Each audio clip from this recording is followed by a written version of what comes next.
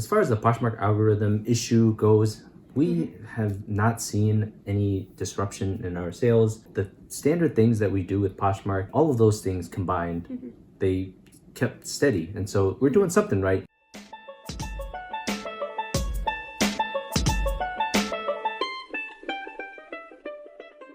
Hi, I'm Camilla. And I'm Kang, and we are the FI Resellers. And we have another What Sold video for you this week. We're going to go over 10 really good sales. Then we're going to share some kind of just average sales, some of the other things that we sold this week that, might not command the same price, but we feel like there's something to say about them. And then we'll tell you all of our numbers from the past week, so how much we make. So then we'll share what we're doing with that money. We invest it and we give an update on our investments. And we'll talk a little bit about Poshmark's change in their algorithm, the way that they do sort for search results, and how it affected our sales this past week, since it was kind of a week-long experiment, it seemed like. We'll tell you how we kept our sales up, and regardless of what the algorithm does, we think that we've got a winning formula. So stay tuned. The first sale we wanted to talk about were these Judy Blue jeans that we sold for $35 on Facebook Marketplace. So this is one of our newly favorite brands of jeans to sell. This is our second time picking up this brand, and both times they sold for $35, which is great. That's usually not what we get for a lot of the jeans that we pick up. Right. So we love finding this brand. It's a juniors brand, so it kind of has like a weird sizing. I think that these were like a size 31, but like it was like 11 was on there or something like that. You can kind of get confused about that because it has that junior sizing, and most of the time we don't pick up most juniors things. So just something to be on the lookout for. This is definitely a brand that you want to look at, look up, the style, see if it's selling well and all that. We sold this lot of just three golf balls for $35.75 on eBay. And these were really nice because it had this Crown Royal little logo on each of the balls. And I just threw a price out there on eBay, and I thought, well, maybe someone will want it for about $30. And sure enough, someone did. They bought it in one day. And I guess I priced it about right, because with these logos, I saw that these specialty type things, they were selling for about $10 per ball, which is crazy because you can lose that in just a second with a bad swing and it'll get lost in the pond. So it is what it is. Be on the lookout for these specialty logos. A very recognizable brand like Crown Royal is probably going to command about $10 a pop. I would assume that the person who bought these is not actually playing golf with them. I think that they're collecting them. I just can't imagine actually playing golf with a ball that I paid $10 for. Like, that just seems so expensive. So I don't know. It just seems like maybe if you were a really good golfer, like you never hit it into the water, you never lost your ball, you could play with it, but maybe you wanted two for golfing and one to collect. Yeah, maybe. For sure. I don't know. It seems expensive. I would never pay that, but I don't golf. We digress. So. We're not golfers. We sold these white platform sandals by Vince for $39.65 on eBay. Yeah, so these are really nice. They still had the tag on the bottom from Nordstrom Rack. They were $139 at Nordstrom Rack. And originally they were like $350. So really expensive shoes, but they did have they were white. So you can imagine that there were some tiny little marks on the leather that I didn't end up getting off. And so I disclosed that in the listing, and they still sold really quickly, which was surprising to me because a lot of our other Vince brand items sit forever. So I believe that these must have been a more recent style, just more trendy than a lot of the Vince things are pretty plain. I feel like they're nice items, they're really high quality, but they just look like anything else, Next, we sold these Birkenstocks for $40 on Poshmark. So that seems to be kind of the sweet spot for Birkenstocks, at least in our experience, is about $40, especially for kind of the basic ones, if you get something really interesting or really fancy, maybe it could go for more. We've never experienced that. Most of the time we find Birkenstocks and they're pretty junky, but these were nice. These are in nice condition. So they went pretty quickly for about $40. I listed them on eBay first, and then the next day I cross-listed to Poshmark Mercari Facebook Marketplace, and this got a ton of immediate interest on Poshmark. It's so fun when I cross-list something and something that was on eBay, and I maybe sent out an offer to watchers, but then I cross-list and all of a sudden it's like, boom, it sells. And I'm like, cross-listing works. It's great. So it seemed like I had a couple instances of that on Poshmark this week. I was listing over there and I got a lot of interest and people were kind of bidding on it almost. Nice. We sold this really nice green skirt, this shamrock pattern, for $40 on Poshmark. Oh, it was by Loudmouth. Yeah, so the brand is Loudmouth Golf, so it's a golf skirt. And it sold full price on Poshmark.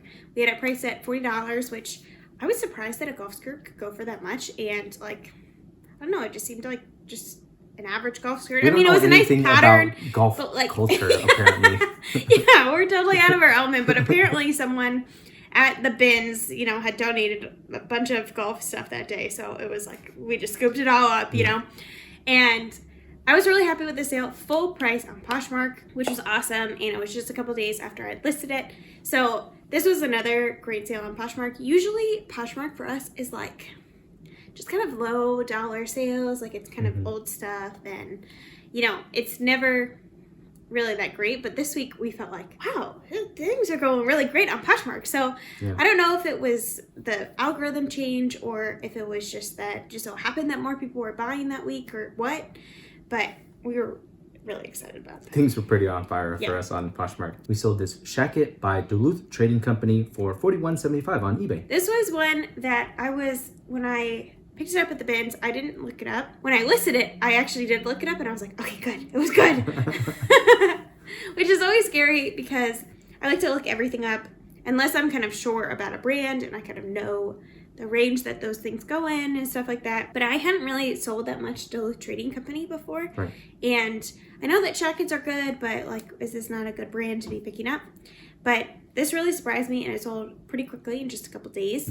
And this was just a all-around good sale. It was an offer that was sent to me and I accepted. This was also the last day of the week. The last day of each week, we're probably a little bit more prone to accepting offers because we're trying to make our goal for the week. This was definitely one of those situations where if that person had offered earlier in the week, I probably would have countered and tried to get more for it. But since we were like pretty close to our goal, we're like, okay, well, just accept it.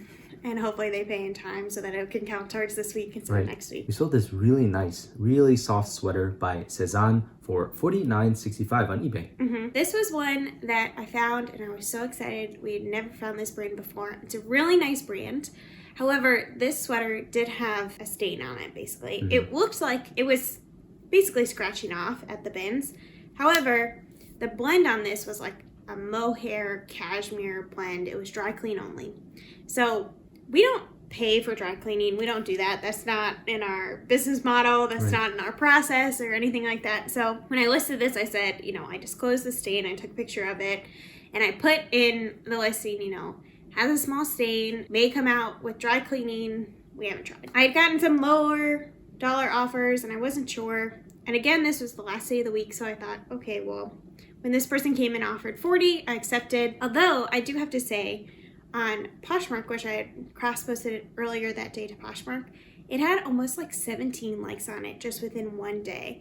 So I think that a lot of people were liking it and a few people sent me lower offers, but since I had this one open for 40, I declined that, I was really trying to get 50, but towards the end of the day, I was like, well, I would rather have 40 for this week than nothing. So I just accepted the 40. I guess one other note is that we're not trying to spend extra on dry cleaning. We only do the steaming for these delicate items, and if that doesn't, you know, do well enough to where we can scratch off something like that, then we'll have to list it as is, and hopefully the other person will be able to get it off with dry cleaning. You know, they can pay the money, and we're not, you know, going to invest that time and money into it. Right. We sold this princess quilt by Pem America for $55 on Poshmark. So this was a really nice quilt, and we've had it for a long time. Yeah. I think maybe we had priced it much too high originally, just because we thought it was really nice. We had seen some comps for this brand, but not maybe this particular style of quilts. And I think maybe at one point this was more popular for little kids than it is now. Like people are really into like neutrals and stuff, like boring stuff like that. Finally, this person, you know, sent us an offer and we accepted, and they left us a really nice love note saying that they loved this quilt. It was really cute, and so that just made us really happy because it was like, oh, we get to connect this quilt with someone who really likes it. Hashtag don't sleep on quilts. Yeah. We sold these really nice Lucchese green boots for $85 on Mercari. So this was surprising to us. Again, like every time we try to quit Mercari, we get a really good offer on there. So and it's like, okay, well, we're still in it. But this was an example of that where we were thinking like, oh, you know, Mercari, whatever.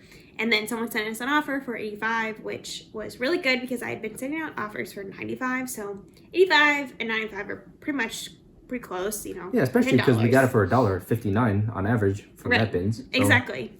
we can't complain. You know, I know. It's just the profit is too good. Right. So we accepted, and that was, $85, and then the buyer pays shipping. So that was a great sale, and we were really happy to send those out. Definitely be on the lookout for Lucchese. That is a great cowboy boot to be on the lookout for, as long as they're in good condition. And if they're not in good condition, then they would do probably okay. You could probably still sell them. So just look them up and, check your condition and things like that. We sold this cute canister with this cute little cow on it by Ray Dunn for $113.75 on eBay. Crazy. Yeah, so this was nuts because I picked this up from a local thrift store, and I paid $10 for it, and I looked it up and thought, okay, I think this is worth something.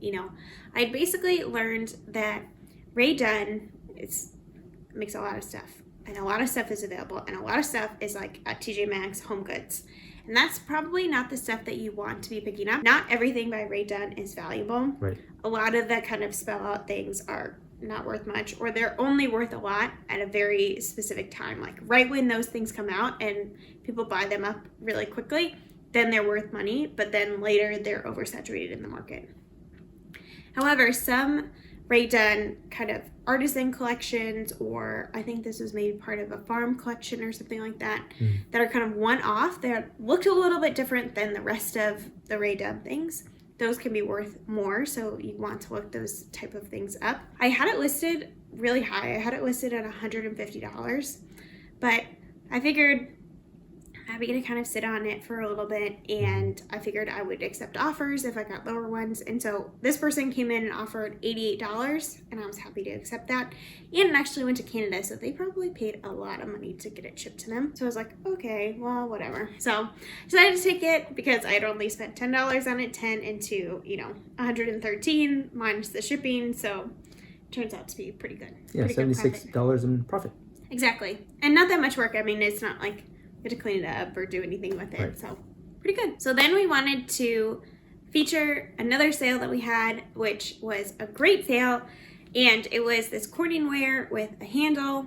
And it actually sold to one of our viewers, which made it so much better. So we didn't even care how much it was for. But Casey from Russo Resells sent us this really nice message when she bought it, saying that she watched our channel.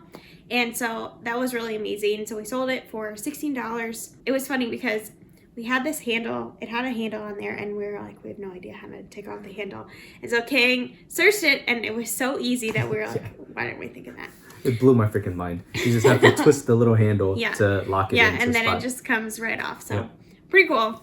So thank you, Casey, for that purchase. That means the world to us. We love hearing from different buyers. That's part of why we resell, is to, just connect people with things that they need, things that they might not be able to get anymore. So yeah. Okay, now time for some not so great sales. These duds have sat in our closet for way too long. The first one was this T by Talbot's teal sweater for $24.65 on eBay, which is not so bad, but it's sat for 326 days. Yeah. So we actually usually like selling T by Talbots, but this sweater wasn't really like sporty, which I believe is kind of the point of T by Talbots. It's supposed to be like more of the sporty sort of stuff. So I think that sporty things in that line could do well, but this was pretty plain. Nothing was too special about it, so probably we wouldn't pick that up in the future. We sold these purple jean shorts by Can for $17 on Poshmark. We've had those since the summer, and they did not sell in the summer. We've picked up Can a couple times, and the other times it's done better and sold faster, but colored denim is not really in style right now, and we still are making them. Like today I listed some colored denim, and I was like, why did we pick this up? No one wears colored denim anymore. Like, it doesn't seem like people are buying it as much. So that's something to keep in mind, that certain things will devalue your items versus make it more valuable, just sort of trends and things like that. So you have to pay attention to that when you're buying things. But if you're anything like us, you can get caught up in the brand or in it's so light, we might as well just buy it, that sort of thing. So right. We sold this paisley ruffle dress by Loft for $10 whole on Poshmark. Yep, and that had been listed since September of 2020. 531 days. Yeah. Wow. So definitely not something to be looking for or picking up. We leave a lot of Loft behind in the bins. And this was not like anything special. It's just kind of like a jersey knit dress. This was at the very beginning of our reselling stuff, and we thought, oh yeah, loft. Oh yeah, it's cheap. Nope. Yeah. You should definitely not pick it up, even if it's cheap. Exactly. So the only redeeming quality was that I wore this a couple times myself. So nice. In the 500 days that we had it listed, I got to wear it a couple times. So it's pretty good. Okay, so here are numbers from the past week. We sold a total of 55 items for a gross revenue of $1,435.55. Our cost of goods was $118.09. On Poshmark, we sold a total of 21 items for $288.71. On eBay, we sold a total of 17 items for $356.94. On Facebook, we sold a total of 10 items for $169.18. And on Mercari, we sold a total of 7 items for $153.36. So not too bad. Overall, it seems like there's a more even spread this week than usual. Usually we make a lot more money on eBay and then a lot less on Facebook and Mercari. We were making sales on a lot of different platforms this week. Cross-listing works. Yeah, exactly. Because we list first on eBay gets, the best items, they get them first. So it makes sense that eBay does the best. And then from there, we cross-post elsewhere, and Poshmark has gotten most of our cross-posting. So pretty much eBay and Poshmark are about equal in terms of the number of items that we have. Then we have fewer on Facebook and Mercari because we started cross-listing there later. So as those stores grow, our sales on them should grow kind of with that. But then also this week on Poshmark, we made more sales on Poshmark than we did on eBay, which is rare. Like that hardly ever happens to us. I'm not really sure what was happening with eBay this week, but Poshmark, it seemed like we were making more sales. It's really only 2 or 3 more sales than the previous week, but we made a lot more money on there. It's just kind of interesting to look at the differences week over week to see how our business is growing and what kind of areas are growing. As far as the Poshmark algorithm issue goes, we have not seen any disruption in our sales. We're not exactly sure what it's about, but we have this idea that, the standard things that we do with Poshmark and the sharing with our reseller bot that we use and all of those things combined, they kept steady. And so we're doing something right. We're just not exactly sure what it is. But if you want to know what our naming mechanics are and the titles and the way that we take our pictures and just how we post all of our items, we have a video for you up there. It really is just a very basic thing. Maybe it's better that it's basic. So yeah, check out that video. Even with the switch back to the old way, our sales so far this week have been doing pretty well. So whichever way the algorithm decides to go in the future, hopefully that video gives you an idea of what success we're having, why we're having the success. We don't try to make it too complicated. So go check out that video. For most of our business, it's optimized to eBay, and then we just cross-post to these other platforms. And if it benefits on these other platforms, that's great. But really our main focus is optimizing our listings for eBay. Anything beyond that, we're not really paying much attention to. Like we do have a sharing service that helps us share a closet for Poshmark. We send out offers and, we lower the price of different things, relist using that bot. But other than that, we're not doing that much on these other platforms because really once you optimize for the one, the search engine optimization is done and hopefully that benefits on all different platforms. Anyway, our net profit, which I didn't say earlier, was $960.14. So pretty close to our $1,000 goal. We were really hoping we had a couple people who hadn't paid on eBay, and I think if they had paid in time, we would have made it. But, you can't cry over spilled milk. And hopefully that helps this week be a good week. It's going to be a shorter week, so we probably won't make our $1,000 goal. But even still, pretty excited. Still very good. Now it's time for a quick update on this total stock market index experiment where we show you a little bit about what we're doing with this money that we're making. We put $154 from our Mercari profits into this experiment, and here's how we're doing. Not great. Not surprising because things are really volatile right now. It has partially to do with what's going on with inflation, a lot of other things. We're not going to go into it. We're not experts. We're not even trying to predict what's going to happen in the future. But we have this feeling that as long as we stay the course over the span of 40 years, it's going to be just fine. It's going to continue to grow. And we're at least going to be fighting inflation in this way because our money is making money rather than sitting in a bank account where it's making, less than 1% of interest. So this is just part of our strategies. And if you want to learn a little bit about what inflation is and how it affects you and the economy, I will link a podcast by Afford Anything with Paula Pant. It's a really great little episode where you can learn a lot about inflation and just the way that it works in our world. The other thing I want to talk about is this idea of lifestyle inflation. As you continue to make more money, whether it's your salary or reselling or whatever it is, you may find yourself spending more money in your lifestyle, right? Lifestyle inflation. So one way to combat that is that you keep your expenses low and you keep it, relatively the same as you continue to make more money. And what that means to us is that if we're making 10% more each year, we're going to probably increase our lifestyle probably only 3 to 5% so that we can invest the difference, right? So if we gain 10%, maybe we'll save 5% of that. And so some inflation, because of regular inflation, but also we want to treat ourselves a little better and all of that. But really, we want to keep our costs low and invest the rest. And so that's something to think about when it comes to pursuing financial independence or even, trying to pay down debt or whatever it is that you save some money for yourself, whatever your goals are. And for us, that's financial independence, hopefully to retire early, all of that. It's really about understanding, okay, what is enough that's going to make me happy, and understanding that, a bigger house might not make me happy. Nicer car might not make me happy.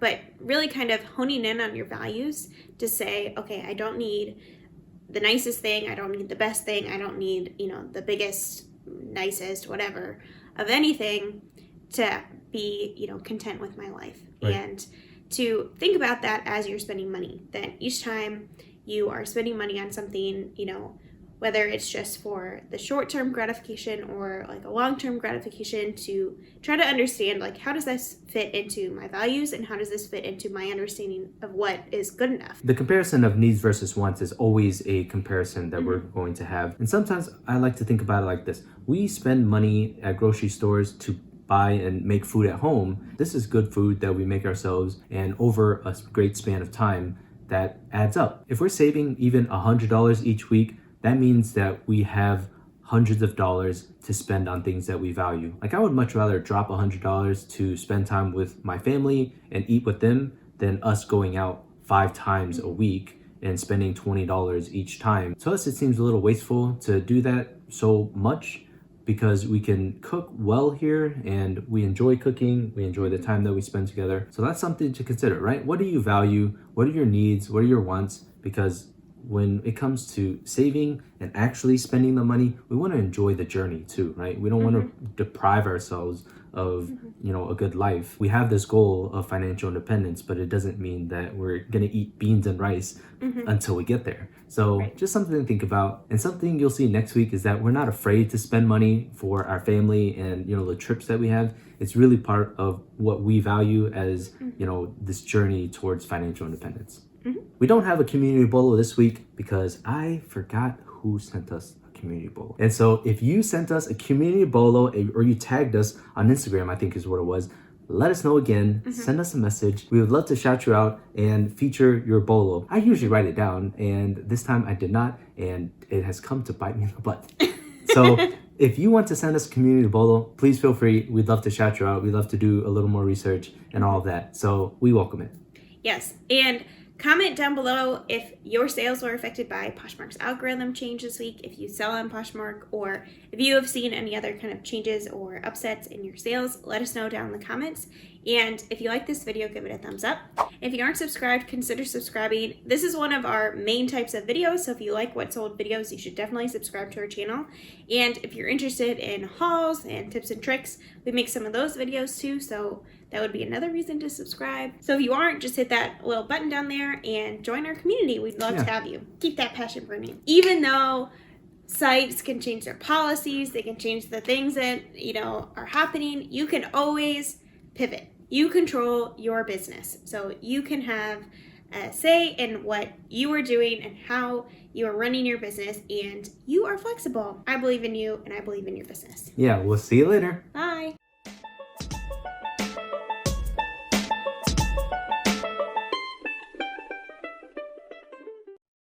Newly favorite So this is... They were what?